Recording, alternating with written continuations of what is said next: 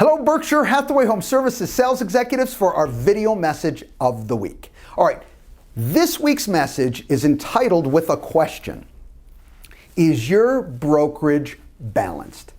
Now, through everything we talk about, we push the concept because it's a fact that you're running a business. In fact, we see it as you're running a brokerage within a brokerage, be it it's a brokerage of one or a brokerage of 101. That's your model. The kicker is regardless of which size your particular brokerage is, you're running a business. And I have 3 tips for you today that will help balance your overall brokerage. Let's begin. All right, the first challenge, I see this on a consistent basis, is any brokerage truly understanding what they're trying to accomplish. What is the outcomes that you're truly looking to accomplish? I have people tell me all the time, I want to build a team. I want to grow my average sales price. I want to hit X amount of units. And those are all phenomenal goals.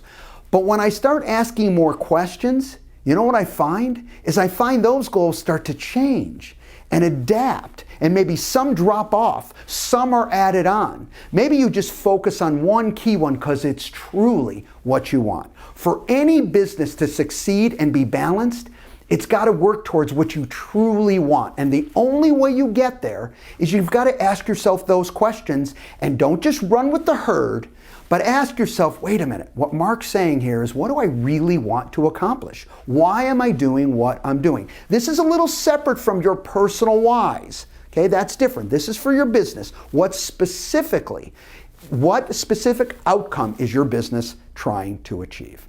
All right, next, we all talk about focusing on our strengths, and that's exactly what you should do. However, I want you to think about, how are you backfilling your weaknesses?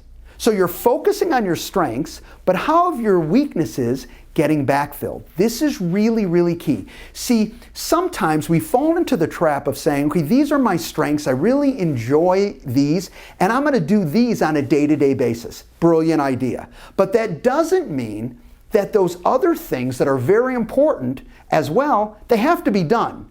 I agree, they may not have to be done by you, but they still have to be accomplished. So 1, focus on your strengths, but don't ignore backfilling their weaknesses.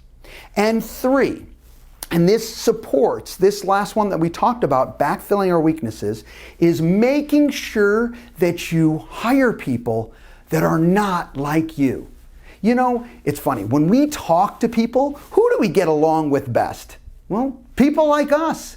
That's who we attract into our lives. That's who we're really comfortable with. Because guess what? We get in those conversations, we're going up and back. And why are we enjoying it so much? Because it's like talking to ourselves.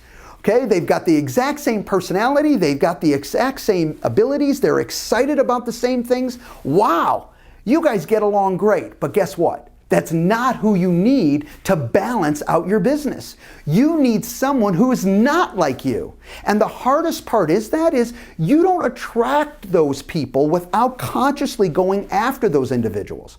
So what's the answer here? You have to get specific in writing of what you want to backfill. So when we talk about backfilling our weaknesses, you've got to get specific about it. What items are you trying to backfill? And then guess what? Then you've got to go in search of that individual who has those type of attributes. And guess what? It will be, if you're hitting the right person, someone exactly different than you. Oh, there may be some overlap at times, but the reality of it is they bring something to the table that you don't bring to the table, and that's okay. In fact, that's a good thing.